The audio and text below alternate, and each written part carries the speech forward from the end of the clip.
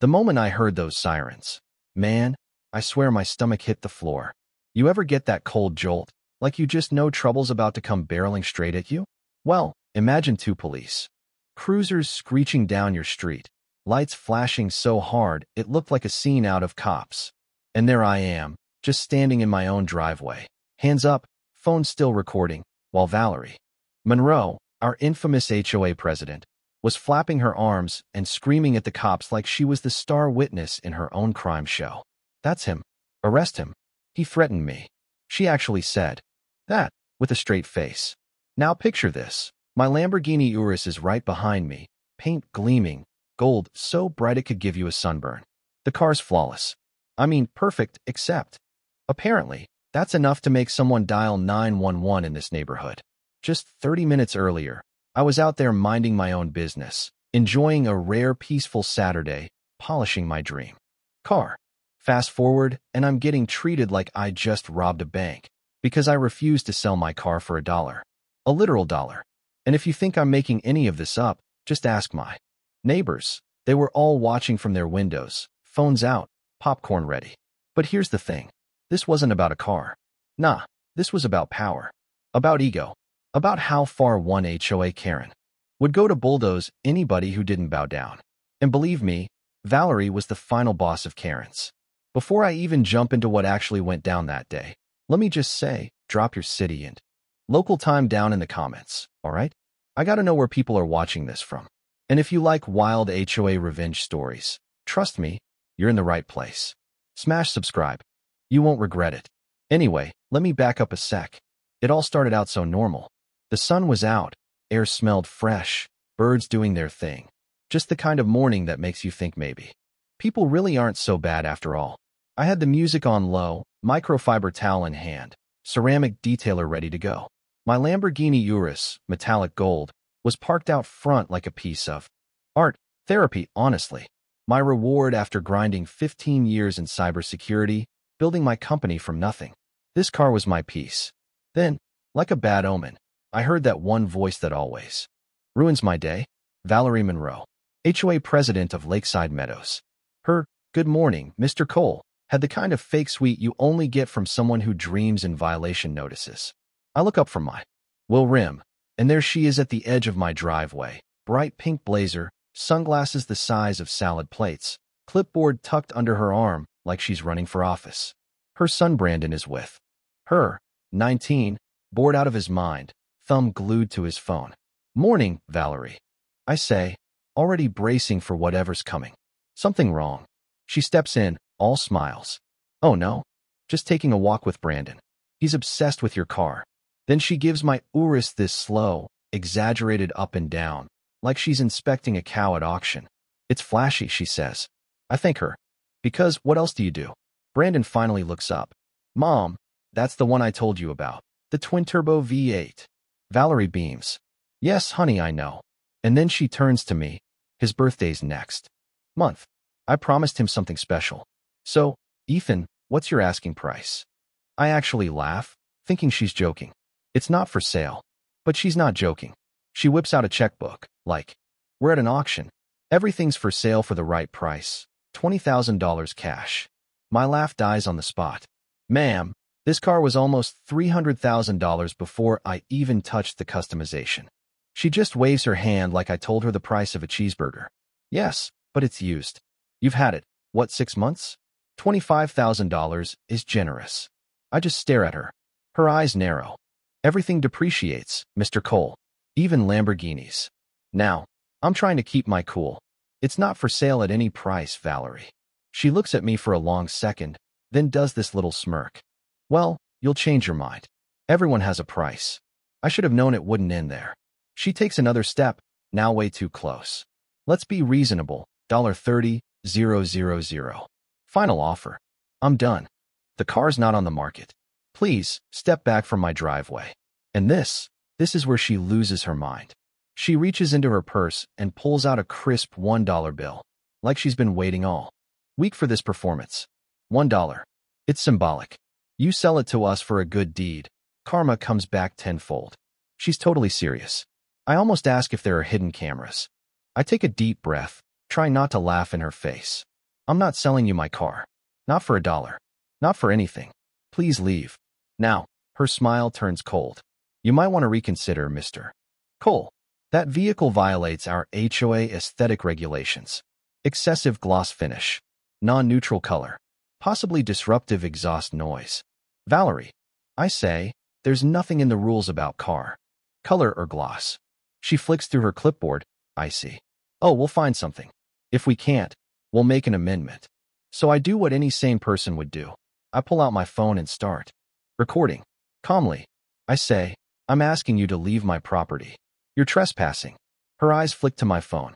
Oh, you want to play that game? She hisses. Brandon tugs her sleeve. Mom, maybe we should. Quiet, Brandon. And then, without warning, she yanks on my car door handle. The lock clicks, loud as a gunshot. Step away from my car, I say. She flushes, then snarls. You can't tell me what to do. You think you're above the rules. I'll show you how this community handles arrogance.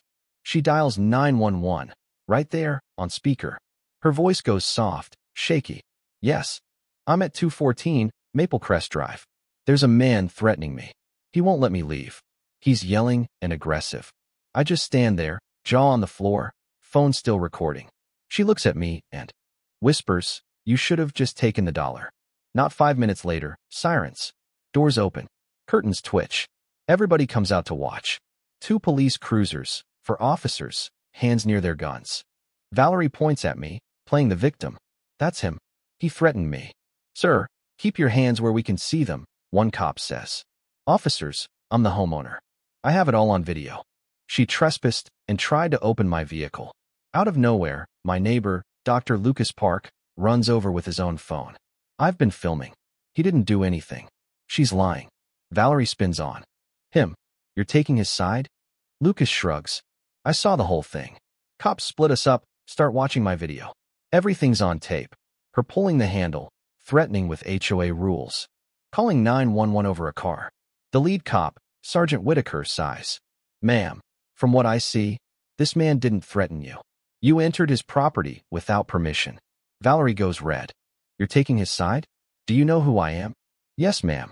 And you're about to be charged with filing a false police report and trespassing. She loses it. Brandon, tell them. But Brandon just stares at his shoes. Then, she does something wild. Grabs a decorative rock from my garden, lunges at the Urus. If I can't have it, no one will. Ma'am, put it down, shouts Officer Ruiz. She doesn't. Ruiz tackles her. Rock hits the driveway, harmless. The whole neighborhood watches as Valerie gets cuffed and stuffed in the cruiser, screaming the whole way. Sergeant Whitaker comes. Overcome. Mr. Cole, we'll need a statement. Of course, I say, watching my car gleam in the sun, totally unharmed. You ever see anyone call 911 over a Lamborghini and a dollar bill? Whitaker laughs. Nope. Neither had I. But that 911 call, that was just the tip of the iceberg. By the time the cop cars rolled away with Valerie still cursing from the back seat, the whole block was out on their lawns, gossiping. My driveway looked like a CSI episode. Shoe prints, yellow tape, the Urus still shining like nothing happened. I stood there, hands on my hips, exhaling like I'd just run a marathon. Lucas walks over. You all right, Ethan? Define all right, I say. He laughs. She's finished. I got the whole thing on video. I appreciated it. But deep down, I knew Valerie Monroe wasn't the type to back down. You don't get to be HOA president by being reasonable.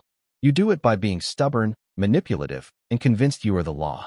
By noon, my phone was blowing up, HOA group chat going nuclear, neighbors dropping blurry photos and wild theories. Some defended her. Some blamed me. One text read, I heard Ethan assaulted her. Another, police confirmed she made it up. I just turned my phone off. That night, doorbell rings. Sergeant Whitaker. Evening, Mr. Cole. She made bail.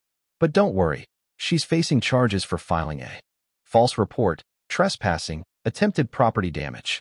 Your video, Dr. Park's footage, case is solid. I thank him. What now? She'll lawyer up. Expect noise. Keep your cameras rolling. Don't engage. She's the HOA president, you know. He grimaces. Then you better brace yourself. Those people love paperwork more than justice. Monday morning, There's an envelope taped to my door, official, with the HOA seal. I don't even need to open it to know. Retaliation. Inside, violation notice. Dear Mr. Cole, your vehicle, a Lamborghini Urus, may be in violation of HOA's aesthetic and community harmony standards, excessive glare, non-neutral color, noise disturbance, public nuisance from police activity. At the bottom, Valerie's signature, dated 2 days before her arrest. I laugh out loud. The nerve. She actually predated the notice, like she knew she'd need ammo. I drive straight to the county records office, copy every bylaw, highlight everything about vehicles, nothing about paint, nothing about noise except for lawn mowers and parties after 10 p.m. I draft a formal appeal, send it to the HOA, their law firm, my lawyer. Then, just for fun, I create a private Facebook group, Lakeside Transparency. Within hours, half the neighborhood joins. I upload my video of Valerie's meltdown. By midnight, I have 67 comments and 22 inbox messages, stories of fines, intimidation, made-up violations. Valerie's empire is cracking. 2 days later, an unfamiliar number calls. Mr. Cole, this is Greg Monroe, Valerie's husband. Let's resolve this quietly. No court. No social media. Your wife called the cops on me over $1, I say, then tried to vandalize my car. She was under stress. You provoked her. I hit record. That's not what's on camera. He gets cold. If you don't take down those videos, I'll make sure the HOA hits you with every fine in the book. I laugh. Go ahead.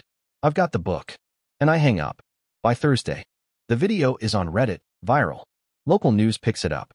Valerie's mugshot, grass stains on her blazer, goes public. HOA calls an emergency meeting. By law, any resident can attend, so I do. 40 homeowners, tension thick as molasses.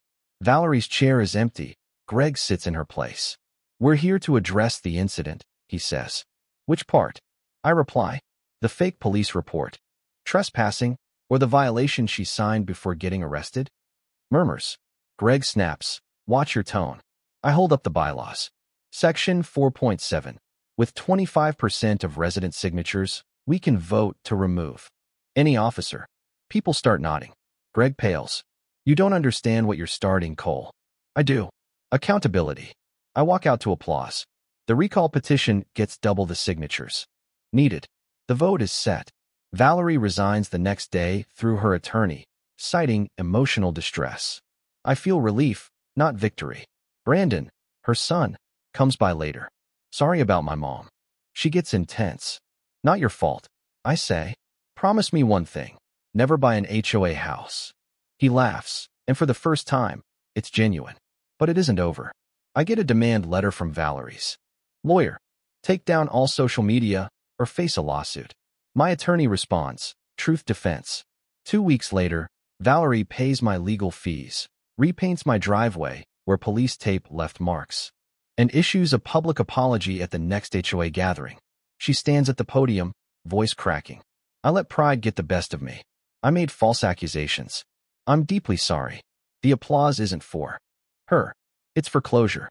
As I stand next to my Lamborghini that night, watching the sunset on the hood, I realize revenge isn't about anger.